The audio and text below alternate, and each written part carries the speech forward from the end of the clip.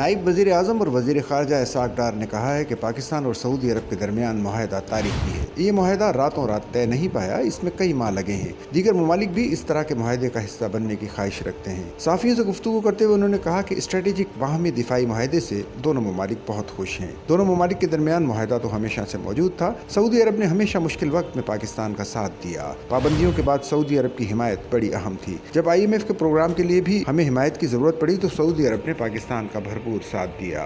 उन्होंने कहा कि हर मुसलमान हरमैन शरीफैन से गहरी अकीदत रखता है और इस पर कुर्बान होने के लिए तैयार रहता है। तर्जुमान दफ्तर खारजा शफकत अली खान ने हफ्तावार ब्रीफिंग के दौरान बताया कि पाक सऊदिया दिफाई मुआहदा किसी तीसरे मुल्क के खिलाफ नहीं, मुआहदा खित्ते में अमन, सलामती और इस्तेहकाम के लिए अहम किरदार अदा करेगा। पाकिस्तान और सऊदी अरब की क़यादत दोनों ममालिक के ताल्लुकात को नई बुलंदियों तक ले जाने का अज़्म रखती है। पाकिस्तान और सऊदी अरब के ताल्लुकात भाईचारे और ताउन की मुनफरिद मिसाल हैं। पाकिस्तानी अवाम को सरजमीन हरमैन शरीफैन से ख़ास अकीदत है। 1960 की दहाई से दिफाई ताउन पाकिस्तान सऊदी ताल्लुकात का बुनियादी सुतून रहा है। दिफाई मुआहदा दोनों ममालिक की खित्ते में सलामती, अमन और मजबूत दिफाई ताउन के मुश्तरका अज़्म का अक्कास है। इस मुआहदे के तहत दोनों ममालिक में से किसी एक पर भी की जाने वाली जारहियत को दोनों पर हमला तस्वुर किया जाएगा। इससे बाहमी एतमाद और मुश्तरका दिफा के अज़्म की वसअत वाज़ेह होती है।